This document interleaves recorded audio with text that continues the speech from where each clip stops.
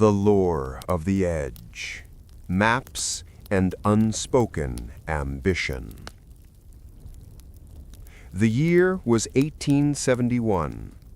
The air in the Philadelphia Society of Geographic Exploration was thick with the smell of aged parchment, pipe tobacco, and the faint metallic scent of ambition.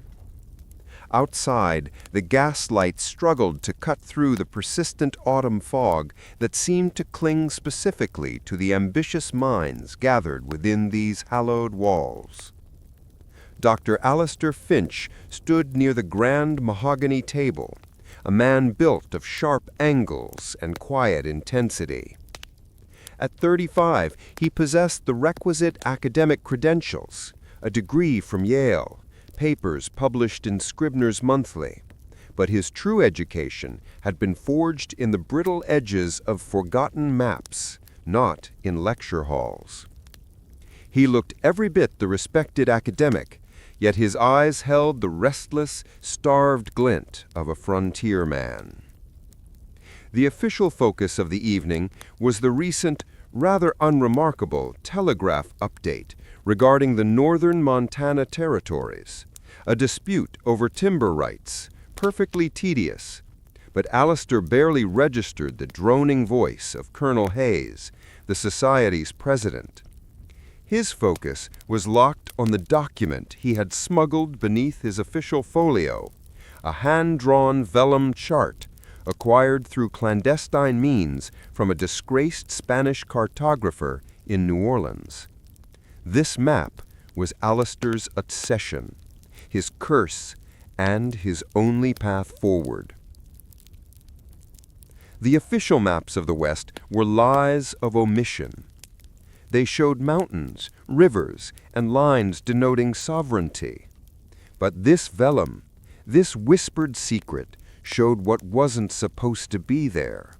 A deep azure lake, vast and unnamed, nestled impossibly high in the rocky spine, protected by terrain deemed impassable. This phantom lake, labeled only with a fading glyph that resembled an open eye, was Alistair Edge. It represented a final blank space on the American canvas, a territory unspoiled by the railway lines, the miners' dynamite, or the grasping hands of the speculators who currently finance the very society Alistair stood within. Alistair Finch harbored an unspoken ambition that transcended mere fame. He did not crave a bronze plaque or a footnote in a textbook. He craved solitude and mastery.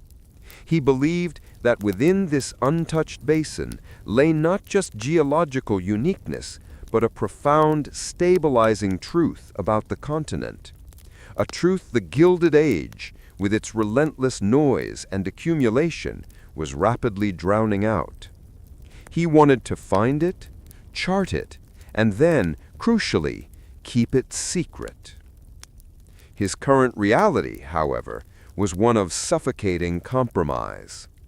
His funding came directly from the coffers of Silas Thorne, the titan of the Northern Pacific Rail Syndicate.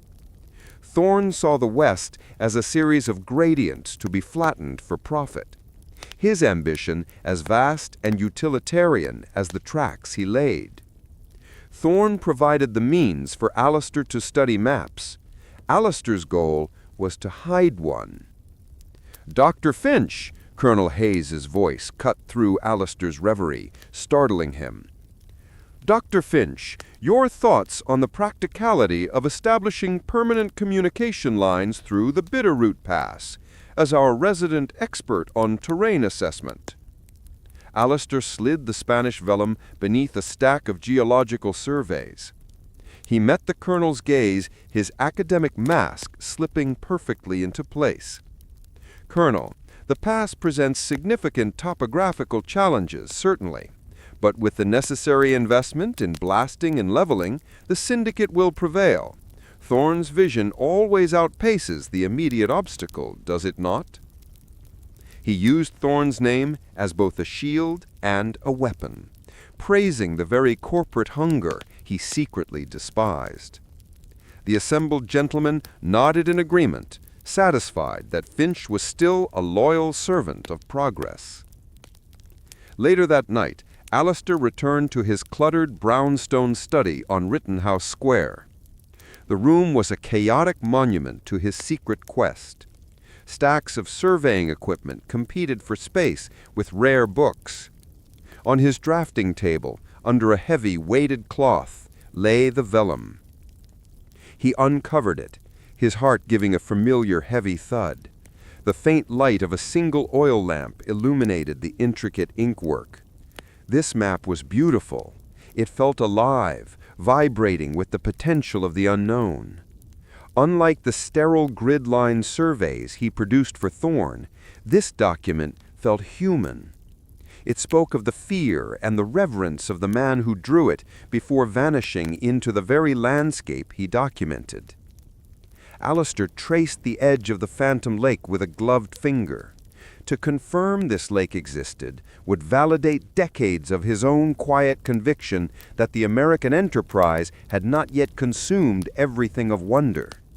But to prove it to the world, to Thorne, would mean sending 1,000 men with surveyors' chains and mining explosives to pave over his sanctuary before he could even properly breathe its air. The unspoken ambition was this. He needed to find the lake first, catalog its unique flora and fauna, perhaps spend a year alone within its valley, and then destroy the map and bury the location forever. He intended to be the last man to know its existence. He would claim a minor discovery in the Bitterroot Pass for Thorne, enough to keep the funding flowing for another year, while he prepared for his true expedition. He carefully compared a section of the vellum with a freshly printed USGS topographical map. The discrepancy was glaring. Where the USGS showed solid granite peaks rising to 12,000 feet, the vellum depicted a gentle, mile-wide depression filled with water. The mathematics were impossible by modern reckoning, suggesting either a monumental error or a hidden geothermal anomaly that kept the valley warm and fertile against all known climate models. Alistair sighed, the sound lost in the vast silence of the scholarly room. The gamble was monumental. If he failed to produce a worthwhile public discovery for Thorne soon, the funding, the very oxygen for his clandestine preparations, would vanish. He would be trapped between the crushing weight of industrial ambition and the silent, beckoning call of the last great void in America. He had to prepare for a journey that by its very nature was designed never to be recorded. He looked at the dark, empty corner of his study, imagining the vast, silent water waiting for him on the other side of the impenetrable mountains. The edge was calling. Assembling the crew. Skill versus trust. Dr. Alistair Finch understood that ambition alone could not tame the jagged peaks guarding the Phantom Lake. He needed expertise, a specialized toolkit of talents that the Society of Geographic Exploration, and more specifically, Silas Thorne, could readily supply. The challenge lay in recruiting individuals whose specialized skills were undeniable, yet whose loyalty could be fractured and redirected away from Thorne's corporate mandate and toward Alistair's secret goal of preservation. The recruitment process began quietly, operating just beneath the surface of Thorne's meticulous tracking system. Alistair presented his initial proposal to Thorne not as an expedition toward a secret lake, but as a comprehensive geological survey aimed at identifying new, accessible mineral deposits along a pre-approved corridor in the unpatrolled region of the Central Rockies. Thorne, ever the pragmatist, approved the budget with a dismissive wave, instructing Alistair to take only the necessary logistical staff. The first necessary pillar was navigation and survival. For this, Alistair sought out Silas Kincaid, a former Union scout turned reluctant mountain guide. Kincaid was a man who spoke more fluently with his rifle than with his mouth, possessing an almost supernatural ability to read weather patterns and track game across sheer rock faces. Alistair found him drowning his memories in cheap whiskey in a disreputable Denver saloon. "Kincaid," Alistair began, sliding a thick roll of currency across the scarred table. "Thorne is funding a survey. Good pay. No questions about the destination, only that you get the hired men there alive." Kincaid did not count the money. He looked past Alistair, his gaze distant. "Thorne sends men where men shouldn't go.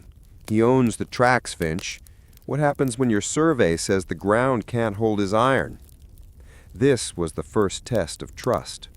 Alistair leaned in, dropping his voice to a near whisper.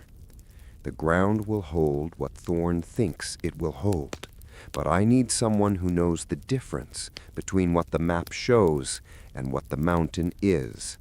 I need a man who can see the impassable route and guide us around it without marking it on the official survey notes. Your payment triples if we return with 0 casualties, and your silence is purchased for a lifetime." Kincaid's eyes sharpened. He saw not a wealthy patron, but a fellow fugitive from the loud, demanding world. He nodded once, a sharp, decisive movement. Skill acquired. Trust tentative. The second essential component was technical expertise. Someone who could handle the sensitive and heavily tracked new photographic equipment Thorne insisted upon. Someone capable of detailed, accurate mapping, yet also capable of falsifying that mapping. Alistair chose Miss Eleanor Vance, a junior cartographer dismissed from a prestigious Boston institution for unbecoming ambition. Vance was meticulous, brilliant, and fiercely independent. She saw the official maps as intellectual prisons. He met her in a quiet Boston library, feigning interest in her dismissed thesis on anomalous elevation readings in the Great Basin. "Miss Vance," Alistair said, displaying genuine admiration for her mathematical rigor. "Thorne requires precise geological data. He wants rock density readings and triangulation markers. But a good surveyor knows that sometimes the most important data is what the instruments cannot register." "And what is precisely the data that cannot be registered, Dr. Finch?" "Inconsistencies," Alistair replied simply. "The kind that ruin a perfectly laid railroad gradient. I need you to record the official data flawlessly, Miss Vance, but I also need you to maintain a private, secondary ledger, one detailing the environmental anomalies we encounter that contradict the standard assumptions of the era. If you can do that, your name will be attached to a discovery far greater than mere rail line placement." Eleanor understood the danger immediately. If Thorne discovered the private ledger, it meant prison or ruin.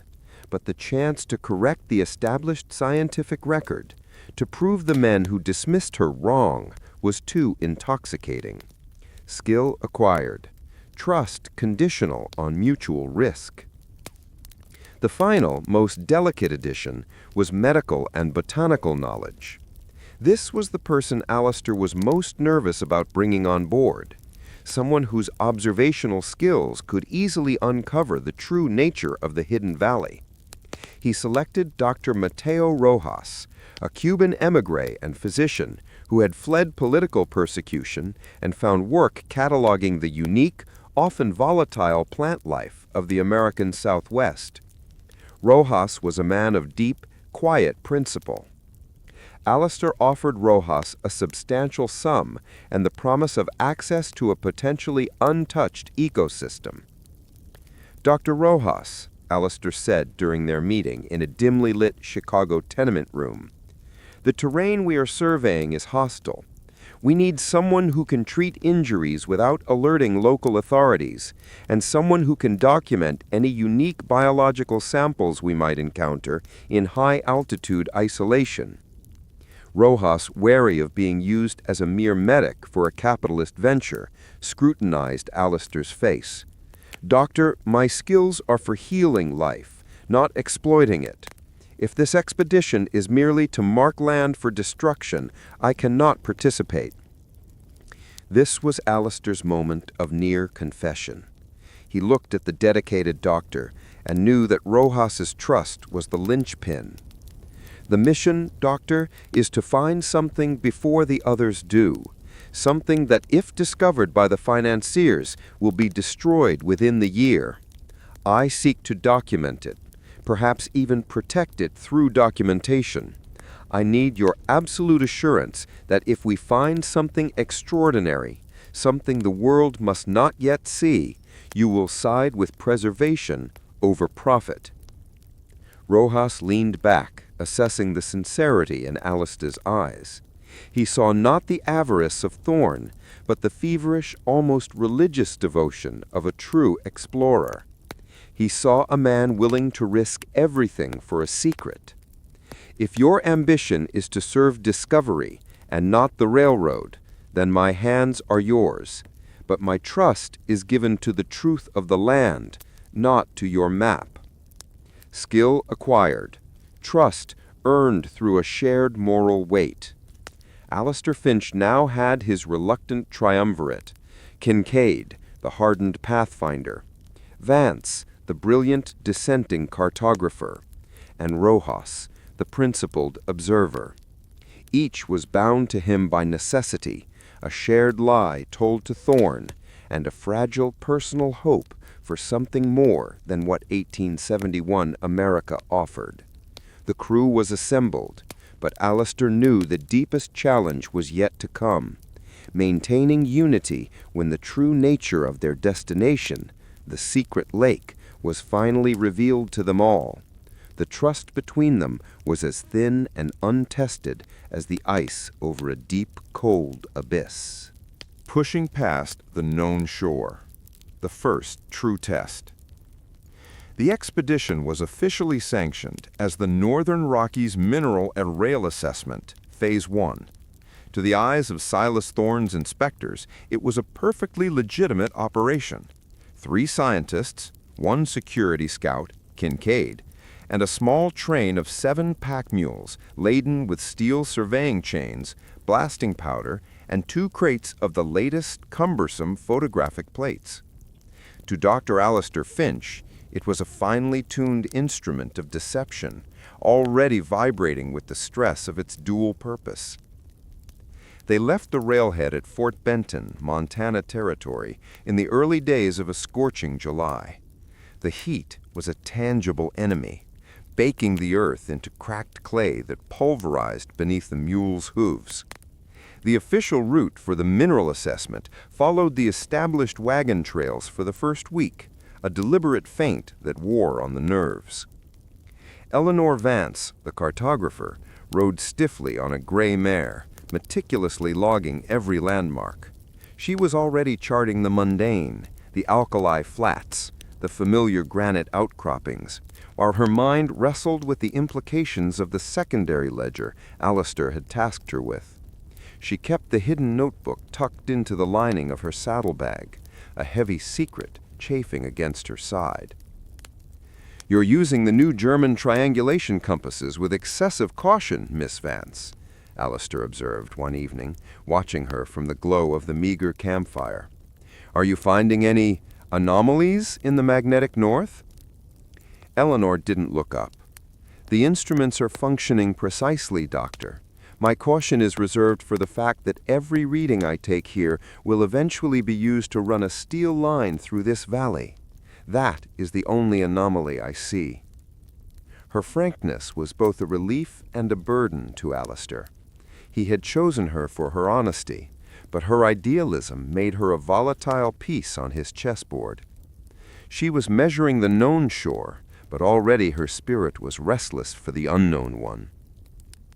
The physical test, however, fell heaviest on Silas Kincaid.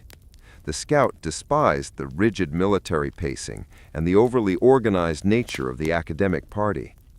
His expertise was in improvisation, not adherence to a timetable designed by a millionaire in New York.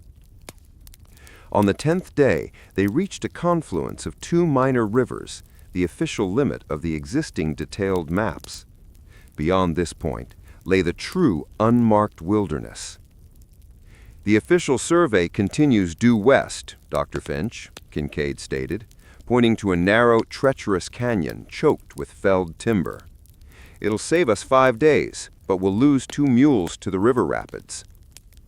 Alistair looked at the Spanish vellum, memorizing the subtle loop in the ink that indicated the necessity of a wide northern detour.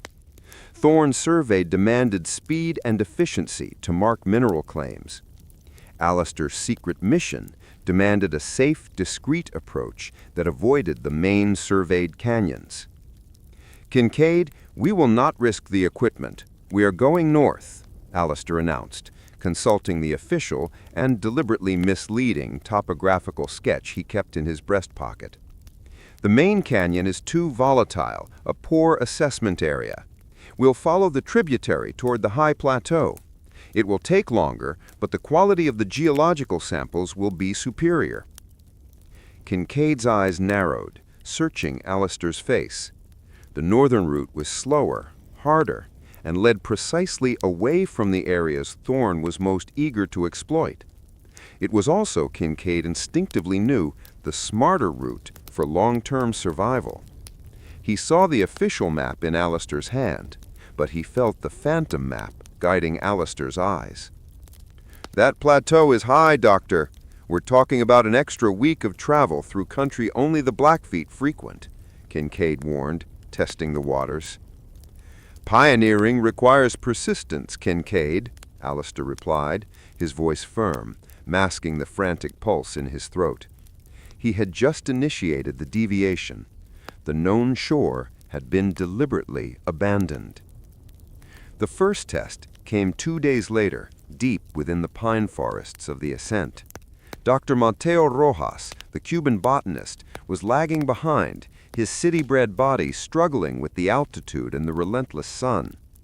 He was more concerned with the endemic pines, stunted, tenacious things that suggested an unusually harsh, protected climate, than with his own failing strength. He paused to collect a sample of lichen growing on a north-facing rock. As he did, he noticed something impossible. A faint, almost erased mark carved on the stone, far too old to be from any of Thorne's recent logging crews. It was a single deep line, a surveyor's mark, Spanish in style, pointing not back toward civilization, but straight up the most impossible-looking cliff face.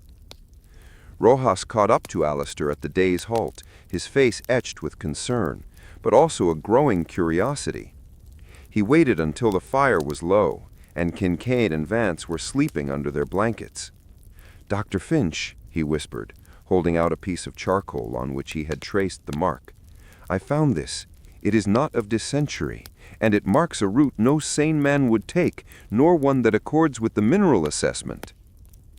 Alistair took the charcoal, his fingers trembling slightly as they brushed the familiar glyph, a variation of the open eye from his vellum map. The risk of bringing Rojas was worth it. The doctor had proven his observational acuity, and more importantly, his ability to keep a secret. "Dr. Rojas," Alistair said, his voice grave, "you have crossed a threshold. What you hold in your hand is evidence that our mineral assessment is a formality. The real expedition, the one I need your help with, lies precisely where that mark points. It is a secret place, a place that must be found and catalogued before the industrial world finds it and destroys it. If you continue with me, you are trading your professional safety for a unique moral purpose." Rojas looked from the map to the silent, sleeping mountains and back to Alistair. The true price of his involvement was now clear: lies and betrayal of his employer. But the botanical curiosity, the promise of an untouched ecosystem, was a call he could not ignore. "I am a fugitive, Dr. Finch," Rojas replied, tucking the charcoal drawing into his medical pouch. "I know the value of an unrecorded place. I will follow your mark. But if you betray the land, I will betray you."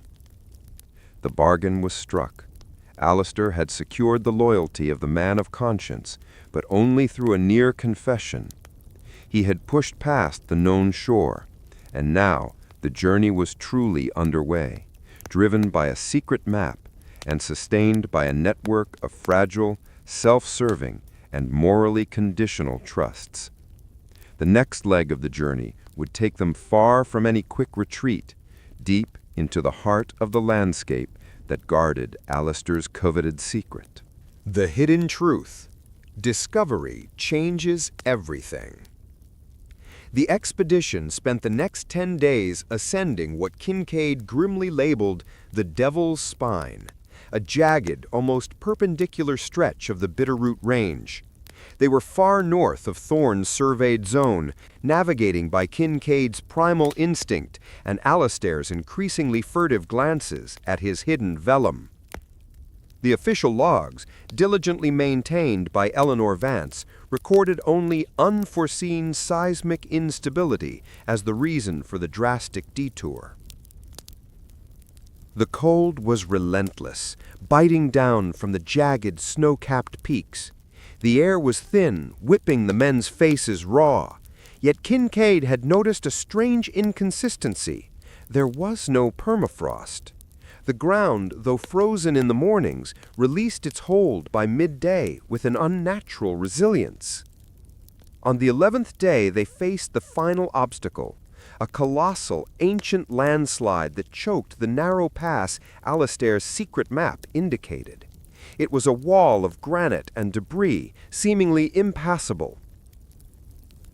"We turned back, Finch," Kincaid declared, his breath clouding in the sub-zero air. "Not even a goat could climb that, and the mules will never make it. We follow the canyon south, or we freeze here." "There is no south, Kincaid," Alistair stated, his voice tight. He knew the vellum showed a sheer drop to the south. "This is the only way through the spine that avoids the main river systems."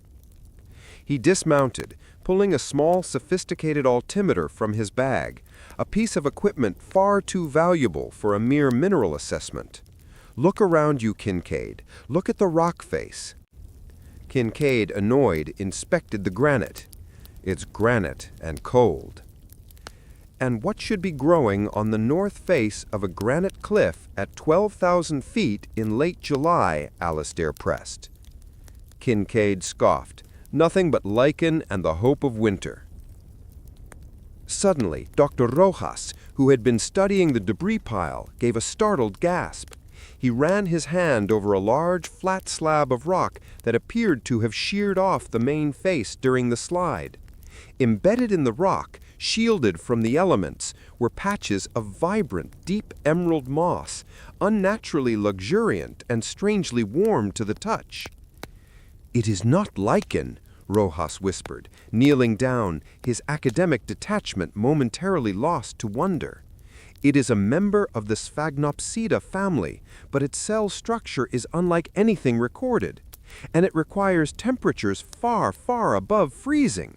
Look at the color, Alistair. The chlorophyll is dense, saturated.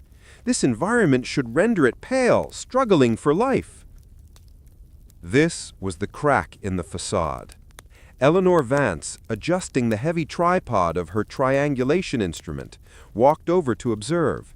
She placed her bare hand on the rock face near the thriving moss. She quickly pulled it back. "It's radiating heat," she stated, her voice sharp with disbelief. "Not solar heat, deep, consistent thermal radiation. Dr. Finch, the official geological surveys list this entire range as tectonically inert, pure cold granite. The only thing that could sustain that kind of heat at this altitude is a subterranean magma pocket. Or what, Miss Vance?" Alistair prompted, watching her calculate the impossibility. "Or the surveys were a lie," she finished, her eyes now burning not with academic ambition, but with furious realization.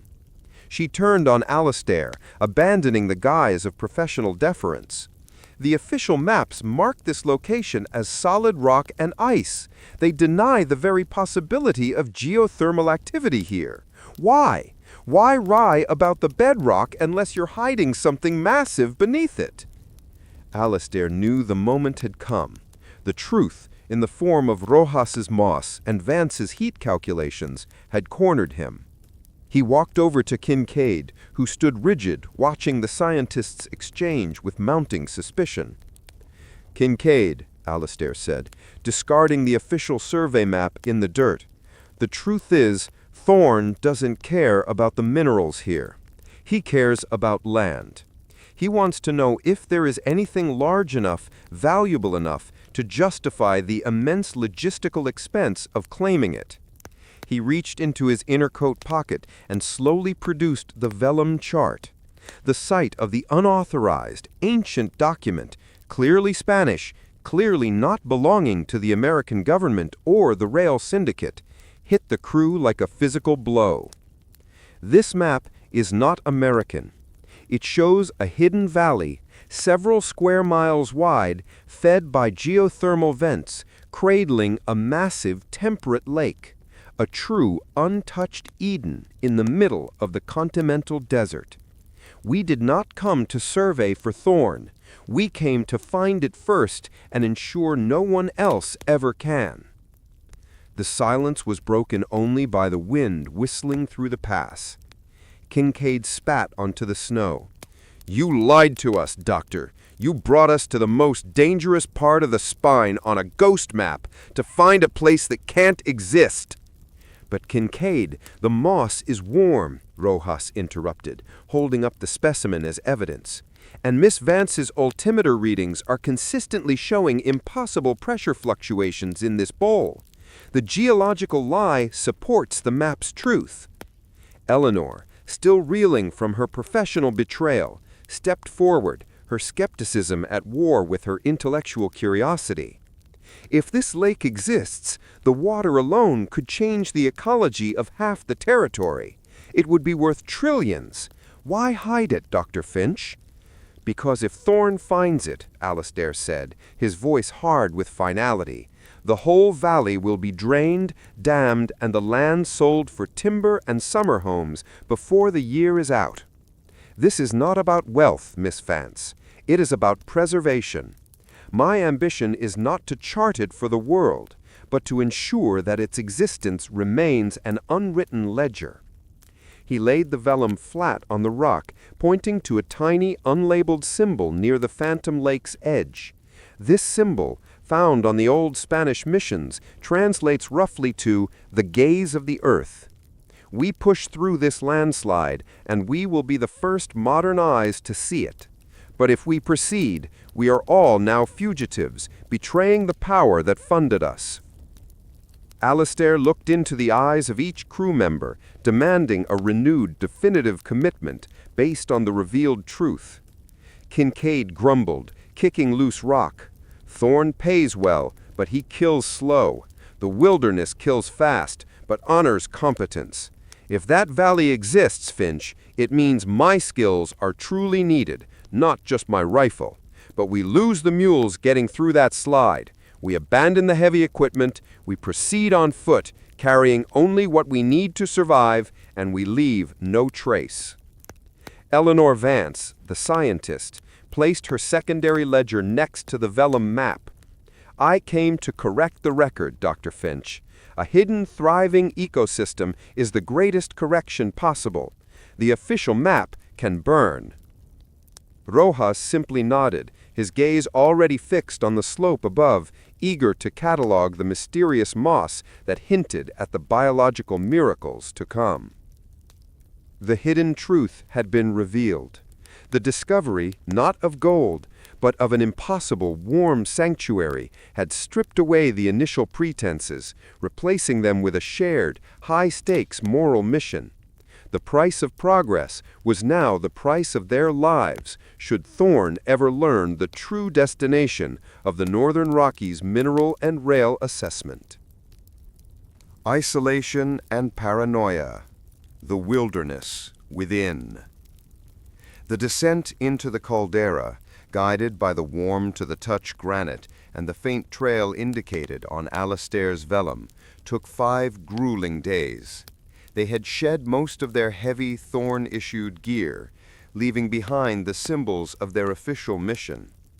The 7 mules, unable to navigate the sheer, geothermally active scree, were led back down to a lower, safer valley by Kincaid, who promised to retrieve them if and when.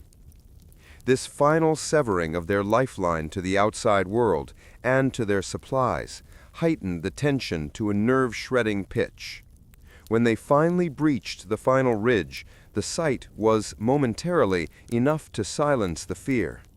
Below them lay an immense, vibrant bowl of life. The phantom lake, shimmering under the high sun, was nestled in a broad valley protected by walls of rock that seemed to defy the known physics of the Rockies. Steam rose lazily from the water's edges, and the air, thick with the scent of pine and something profoundly organic, was noticeably warmer. But the awe was short-lived. This was not a tranquil Eden. It was a silent, deep isolation. The valley was vast, its floor crisscrossed with bubbling sulfuric vents and dotted with stands of impossible, oversized flora. Rojas's paradise, but Kincaid's nightmare. "We are deep in the Earth's throat, Finch," Kincaid muttered, sweeping his eyes over the towering, silent peaks that ringed their sanctuary. "No one on Thorne's payroll, no one in D.C., and no damn Indian scout is going to find us here. This is a prison, not a safe harbor." The constant pressure of their solitude began to manifest as paranoia. The first crack appeared between Alastair and Eleanor Vance. Alastair, obsessed with maintaining the sanctuary, immediately began making crude maps for future deception, intentionally charting inaccurate topography that would lead any future expedition to catastrophic dead ends. Eleanor, whose passion was the precise, honest language of cartography, watched with growing disgust. One evening, while Alastair was sketching a false gorge on a piece of birch bark, Eleanor confronted him. "You risk everything to find this truth, Dr. Finch, only to bury it in a lie?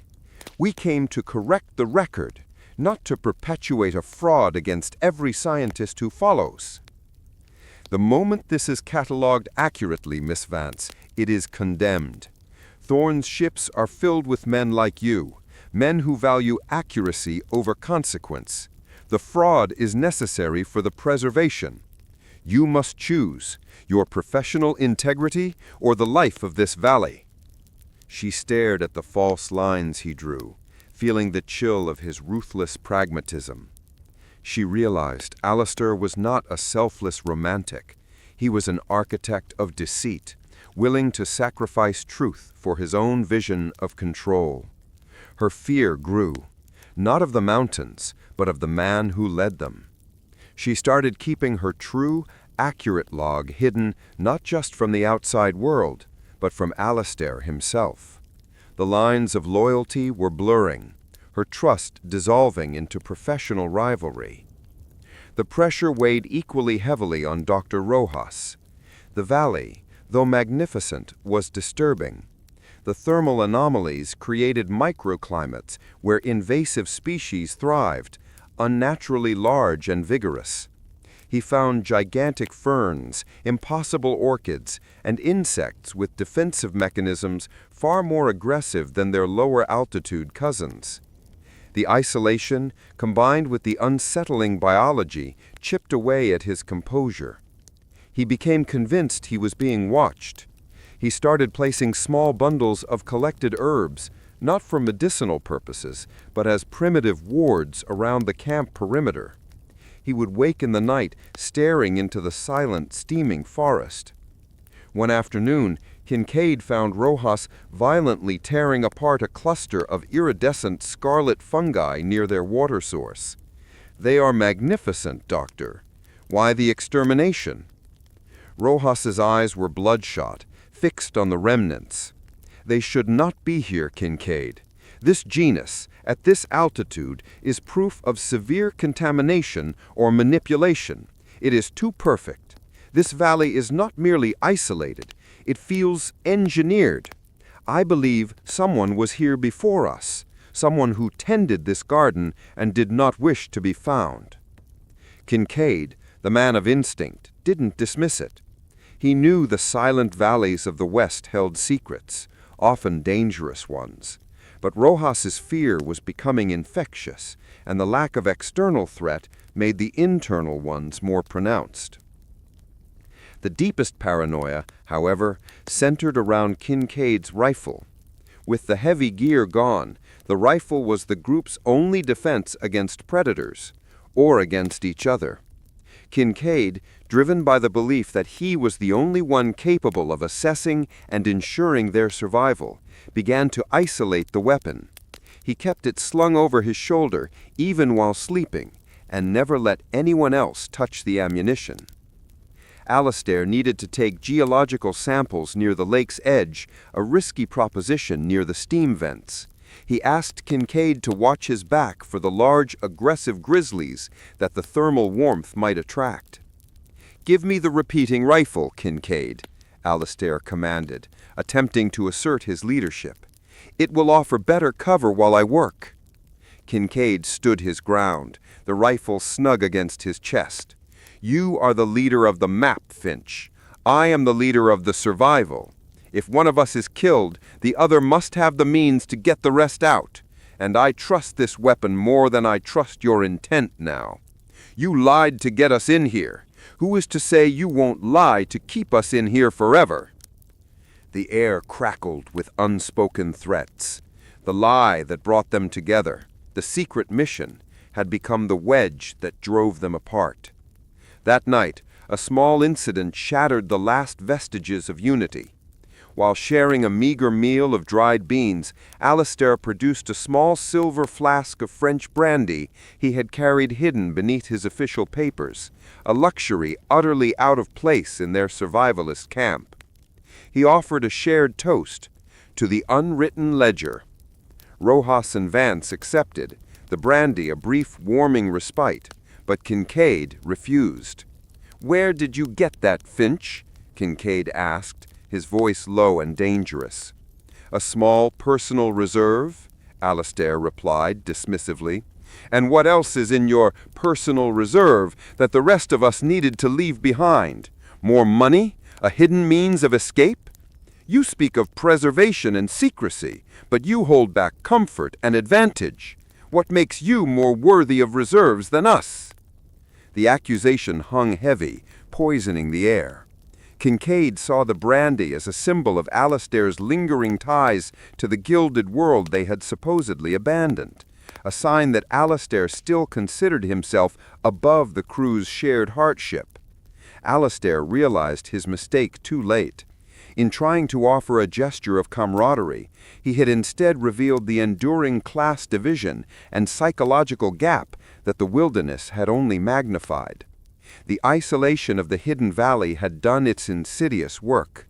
The external danger of predators and weather was nothing compared to the slow-burning internal conflict. The crew was now bound by a secret they all feared, each one watching the others, wondering who would break first, who would compromise the preservation mission, and who would ultimately commit the final, necessary betrayal to survive. They were no longer a cohesive team, but three individuals and a scout, marooned together, circling the rifle, waiting for the true wilderness, the one within, to claim its first victim. The price of progress, a necessary sacrifice. The morning after Alastair's foolish display of the brandy flask, the camp woke fractured. The shared secret of the valley was no longer a bond, it was a shackle. Kincaid, the scout, had moved his sleeping spot further away, his rifle always visible, always pointed toward the main clearing. Eleanor Vance, the cartographer, worked silently on her true, hidden map, while openly completing the false topographical sketches for Alastair. a calculated act of duplicity that now defined their mission. Dr. Rojas, weakened by altitude sickness and his growing fear of the valley's unsettling biology, rarely left the tent. The silence of the valley, once beautiful, now felt judgmental.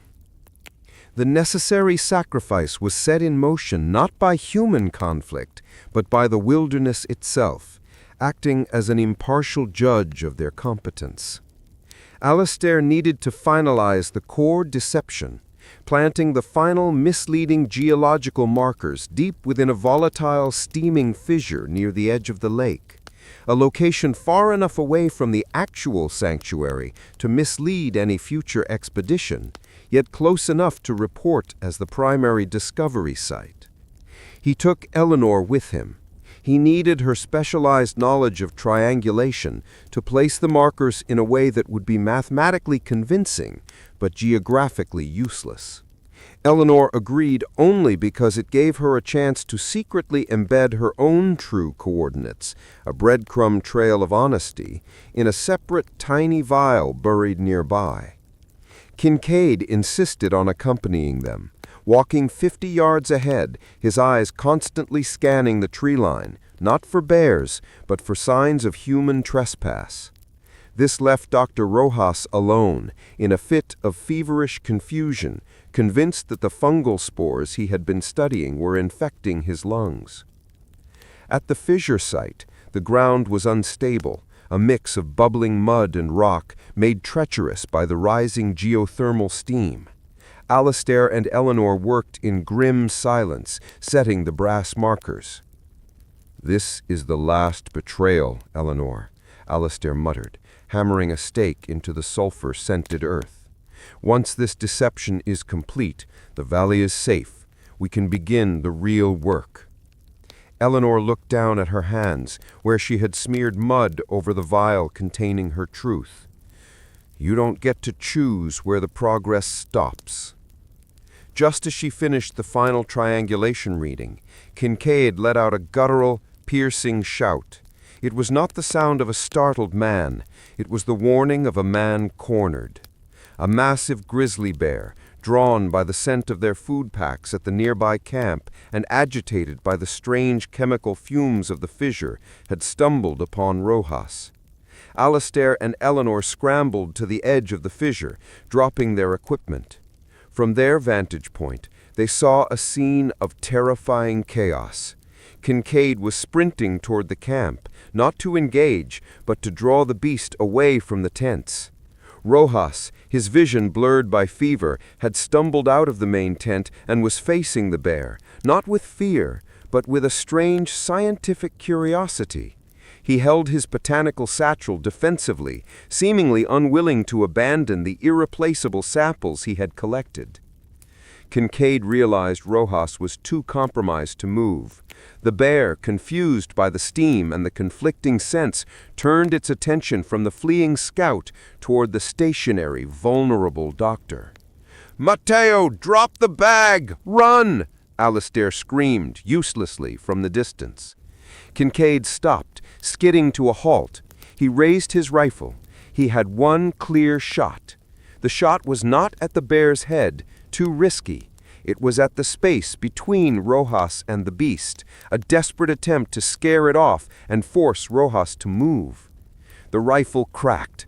The sound echoed violently across the silent lake. The bullet slammed into a geothermal vent, releasing a massive, ear-splitting cloud of pressurized steam and scalding water. It achieved Kincaid's secondary goal. The bear reared back, momentarily blinded and confused. But the sheer force of the steam geyser had an unintended consequence.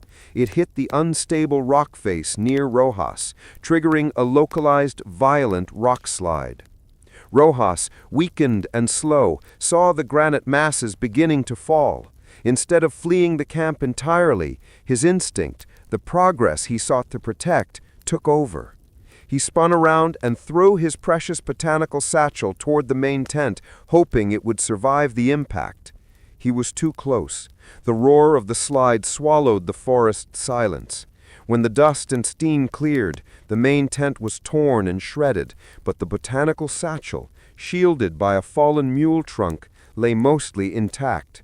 Dr. Mateo Rojas was gone, buried beneath tons of granite.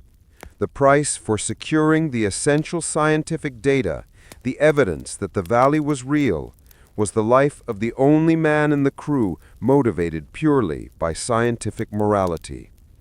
The progress had been secured at the cost of the principle. Alistair, Eleanor, and Kincaid stood motionless, staring at the raw, gaping wound in the mountainside. The bear, frightened by the seismic violence, had fled deep into the woods. Kincaid, breathing hard, was the first to move. He stumbled toward the camp, not to survey the damage, but to check the rifle. He examined the barrel, the mechanism, his face a mask of self-recrimination. He had chosen the tactical shot, the competent action, and it had resulted in tragedy. Eleanor, numb with shock, walked straight to the shredded tent. She ignored the gore and the debris, locating the satchel. She clutched it fiercely, recognizing that Rojas's final act was a statement. The preservation of the truth was worth more than his own life. Alistair was last. He stood before the slide, not seeing a fallen comrade, but the final, terrifying realization of his own unspoken ambition. His desire to control the truth had required a human sacrifice. "We have to dig him out," Alistair said, his voice flat. Kincaid shook his head, his eyes heavy with grief and guilt. "There is no digging out of that. We honor him by finishing the job he died for. We take the satchel, we take the memory, and we leave. We leave no trace." The decision was brutally efficient, a survivalist's logic. In that moment, Kincaid's hard-won trust re-established itself, not with Alistair's vision, but with the necessary ruthlessness of the mission. The death of Rojas forced the remaining three into an alliance forged in trauma.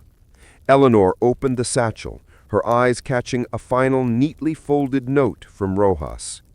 It was addressed to Alistair, sealed with a single drop of wax. "Doctor, the life you seek to preserve here is magnificent, but it is also brutally honest. It demands a necessary price. Progress is never free.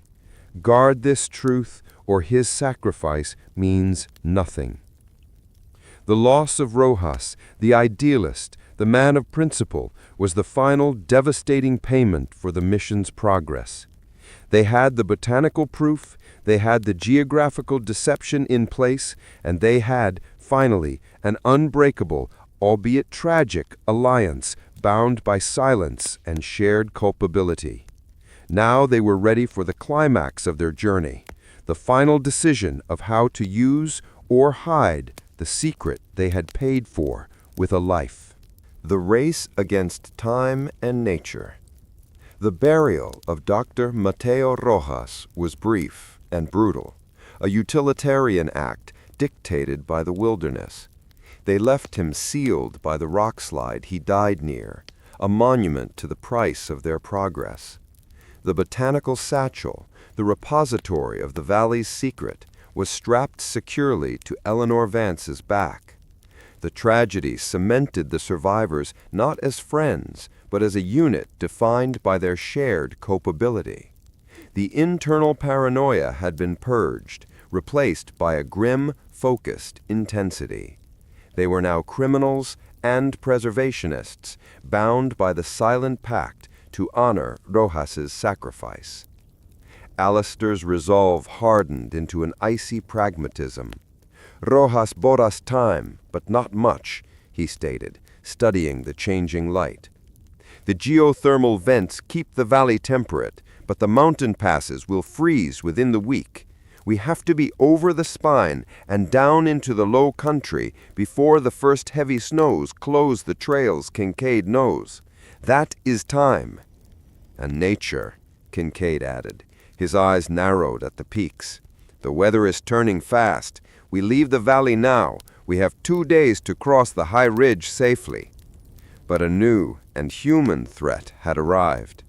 As they prepared to ascend, Kincaid found their first unwelcome trace of the outside world, a single, meticulously carved boot print in the mud near the northern edge of the lake, a print too clean, too heavy, and too precise to belong to any wilderness traveler. "Thorn is here," Kincaid whispered, confirming Alistair's greatest fear. "No scout wears boots like that. That belongs to a hired man, a Pinkerton, or a former military specialist. He's looking for the official survey markers, and he's closing in." The mission instantly shifted from an escape to a race against two clocks, the clock of the season and the clock of Silas Thorne's patience. The ascent, the trial by ice. The climb out of the thermal valley was agonizing. They moved under the shroud of pre-dawn cold, struggling up the treacherous slopes that had taken Rojas's life. Eleanor Vance, despite her exhaustion, led the way through the complex rock formations. She carried the vulnerability of their mission, the satchel of truth, and the weapon of their defense, the false survey data. As they ascended, the temperature plummeted, and the geothermal warmth gave way to sharp, cutting winds. "The wind is funneling through the pass," Kincaid yelled over the roar, pointing to a narrow chimney of rock. "The only route is too sheer for a loaded climb. We'll have to use the remaining rope and leave the heavy supplies." Alistair looked at the botanical satchel strapped to Eleanor. It was the heaviest piece of cargo, filled with damp earth, rare plant samples, and irreplaceable notes. Alistair commanded, "We shed everything but Rojas's work, the vellum, and the rifle. Eleanor, can you manage the climb with the satchel?" Eleanor didn't hesitate. "I can. The information is lighter than the burden of its loss." Kincaid took the lead, carving shallow foot and handholds into the ice-slicked rock. They moved slowly, vertically, against the mountain's fierce resistance. It was a test of singular focus, where a single misstep would send them plummeting back into the concealed sanctuary. Halfway up, they heard a faint, distinct sound from the valley floor below, the sharp report of a high-powered rifle. "They've reached the valley," Kincaid hissed, pressing himself against the rock. "They're signaling. They'll find the dummy markers Alistair left behind. That will hold them for a day, maybe two, while they try to triangulate their position." Alistair realized the terrible irony. His deliberate deception was now their shield. The complex, misleading markers he and Eleanor had planted forced Thorne's agent to waste precious hours confirming information they assumed was true, buying the crew a desperate head start. The plateau, the double cross. They reached the high plateau just as the first flakes of heavy snow began to fall, the seasonal clock ticking its final warning. They were exposed, exhausted, and running on adrenaline fueled by fear. On the plateau, Eleanor discovered a critical problem. She examined the official, false survey map Alistair had given Thorne's men. "Alistair, the elevation variance is too subtle. A skilled surveyor will realize within hours that your initial readings from the fort were impossibly smoothed. They'll know the lie is a lie, and they'll look for the next logical deviation." Alistair stared at the swirling snow. "Which leads to what?" "The Bitterroot Pass," Eleanor replied, pointing to the south. "It's the only safe, established route out of this sector. If they realize they're fooled, they'll race to the pass believing we must take the obvious escape route." The race was now redefined. They couldn't outrun a skilled tracker, but they could outthink Thorne's corporate logic. "Kincaid," Alistair said, his voice decisive, "can you lead us through the savage spires, the route you warned me about, the one that even the Blackfeet avoid? It's 2 days longer, near starvation, but it runs perpendicular to the Bitterroot Pass." Kincaid studied the swirling visibility. "It's suicide, Finch. There's no game, and the rock formations are deadly in a whiteout. But it's the only place Thorne's man won't bother to track us because it defies all logic of progress and efficiency. The decision was a final, desperate gamble, embracing the irrationality of the wilderness over the rationality of the corporate world. They turned their backs on the safe path and plunged into the chaotic, wind-battered spires. The turning tide, an unseen ally. The spires were a relentless ordeal. They rationed their last dried jerky, and the constant threat of ice falling from the sheer wind-scoured rock faces kept them moving without rest. Eleanor, guided by Kincaid, used the moments when the snow let up to carve tiny, almost invisible directional marks on isolated south-facing rocks, a private, true map of their passage, intended for no one but herself. On the third day in the spires, near collapse, they found salvation in the most unexpected form. Hidden beneath a massive overhanging ledge, protected from the wind and the snow, they discovered a small cache of supplies: dried venison, heavy blankets, a tin of kerosene, and a set of worn, durable snowshoes. The supplies were old, but perfectly preserved. Near the cache was a message, scrawled on a piece of thick, oiled canvas and pinned by an arrow fletching. It was written in a tight, educated hand. "Finch, the wilderness protects those who serve her truth. Thorne sends only shadows. Seek the old mission road west of the pass. Burn the vellum, but keep the ledger. Thorne fears silence more than discovery. A.F." The message, signed simply A.F., Alistair Finch's own initials used ironically, was from an unseen, unknown ally, someone who knew their names, knew their mission, and most importantly, knew the corporate mind of Silas Thorne. It was the first sign that their moral struggle had resonated beyond their isolated the Roop. The discovery was their turning tide. They had secured the supplies needed to survive the final push. Kincaid, the man of the frontier, recognized the gear.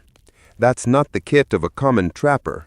That's professional, old-school survey gear. Someone important is covering our tracks." The race against time and nature had introduced an element of human complexity. They were no longer alone. Someone, likely a high-level dissident within Thorne's sprawling network, was actively working to protect the valley's secret. They quickly switched to the snowshoes, their speed immediately doubling. The relief was palpable, but the mystery was unsettling.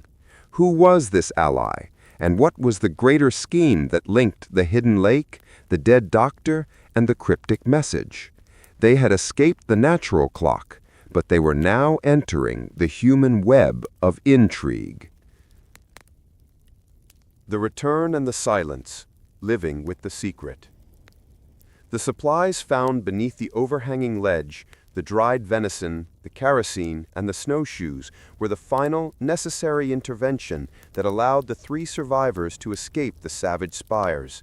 The provisions were a gift of life, but the note signed A.F. was a terrifying challenge. Thorne fears silence more than discovery. Alistair, Eleanor, and Kincaid navigated the brutal, wind-scoured labyrinth of the spires, using the supplies to push their endurance beyond all natural limits. Their escape was not a triumph of conquest, but a retreat driven by sheer, desperate will. They emerged from the mountains 10 days later, not at the expected Bitterroot Pass, but far to the north, near the desolate fringes of a logging road, precisely where the mysterious ally had directed them. They were starving, frostbitten, and haunted, but they carried the sacred evidence of their journey: Rojas's botanical satchel and the vulnerable vellum map. The confrontation and the choice. The logging outpost was a ramshackle collection of sheds. Its only sign of life, a single sputtering telegraph office. Before they could even approach, Kincaid's rifle was up. He whispered, "Movement. Too still for a logger, too well-maintained for a recluse." Alistair recognized the trap. Thorne would not be waiting in person. He would send a specialist, an efficient, silent operative. This was the moment of their final confrontation, and they had to use the logic of the unwritten ledger to win. "Eleanor," Alistair ordered, his voice devoid of emotion, "you take the satchel and get to that telegraph office. Send a coded message to the Society, a brief report of mineral failure, equipment lost, scout killed.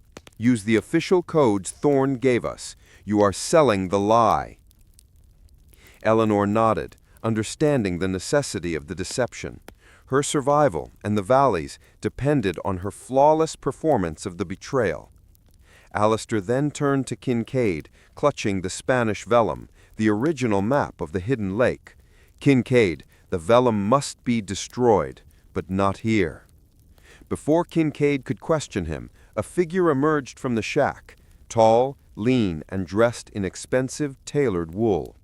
It was Thorne's head of security, Mr. Hawthorne, a man whose silence was as legendary as his effectiveness. Hawthorne did not speak. He raised the shotgun, its twin barrels glinting in the weak morning light, signaling not an arrest, but an execution to silence the witnesses to Thorne's failed assessment. Alistair stepped forward, leaving Eleanor and Kincaid momentarily shielded by a stack of logs. He held up the Spanish vellum like a surrender flag. "Hawthorne!" Alistair shouted, his voice cracking with exhaustion, but filled with a deliberate, theatrical desperation. "We failed. The route is impassable.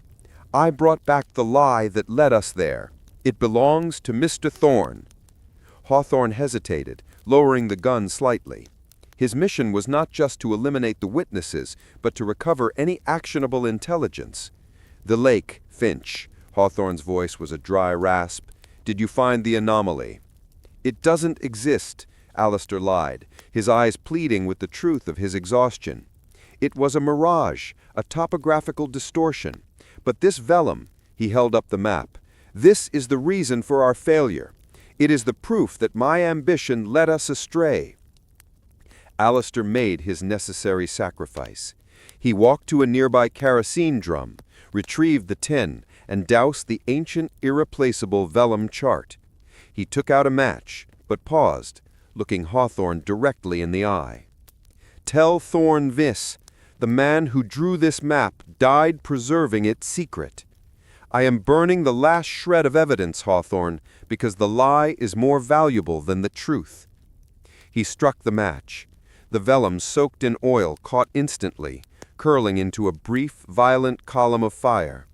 The only true map of the sanctuary was reduced to ash. The knowledge of the valley was now locked solely within the memories of the three survivors. This was the final, devastating move Alistair had learned from his unknown ally. Silence. Thorne could not exploit what he could not prove existed. Hawthorne, seeing the physical proof of failure consumed by fire and the clear exhaustion of the scientist, made a cold calculation. Killing the survivors would only draw unwanted investigation. Leaving them alive, compromised, and discredited was the more efficient form of corporate elimination. Hawthorne turned his back and walked back toward the shack, his mission completed by absence of evidence. The sanctuary was safe. Living with the secret, the unwritten ledger. A month later, Alistair Finch was formally disgraced. He published a brief, sterile report on the mineral assessment, detailing the tragic loss of Dr. Rojas due to a freak geological slide, and confirming the utter futility of the Northern Rockies for rail expansion. Thorne accepted the loss, absorbed the failure, and shifted his focus south. The hidden valley became a blank space once more, officially unwritten. Eleanor Vance never returned to Boston. She accepted a post teaching mathematics at a remote small-town college in Oregon. But she carried her true ledger, Rojas's satchel, with her. Inside, safely stored, were the seeds of the unique warm moss and the final accurate coordinates of the sanctuary, coded into a mathematical cipher so complex only she could truly read it. She spent the rest of her life publishing anonymous papers on anomalous botanical structures, subtly challenging the established scientific consensus. ensuring that Rojas's work and the valley's potential was kept alive in the shadows. She was the guardian of the proof. Silas Kincaid used the last of his payment to buy a small homestead deep in the Montana foothills. He became a silent legend, occasionally guiding survey parties, always leading them astray from the general latitude of the hidden lake. He remained the guardian of the route, his solitude a permanent testament to the man he failed to save. Alistair Finch became a recluse in New York. He lived off his meager inheritance, occasionally receiving anonymous, untraceable parcels containing unusual seeds or geological samples, silent confirmations that his mysterious ally, the second AF, was still watching and protecting the secret. He spent his remaining years writing a final grand work, not a scientific treatise, but a sprawling allegorical novel about paradise found and lost to the hubris of man. The novel was a subtle map, the true story hidden beneath the guise of fiction, preserving the moral core of the journey for those capable of reading the unwritten ledger. The sacrifice of Rojas secured the progress of the mission. The three survivors returned to a world that saw them as failures, or worse, traitors. But they had achieved their unspoken ambition. The valley remained silent. They carried their silence like a sacred wound, living out the rest of their days bound by the knowledge that the greatest triumph of American exploration was not what they published, but what they permanently kept off the map. Their lives became the final enduring chapter of the secret.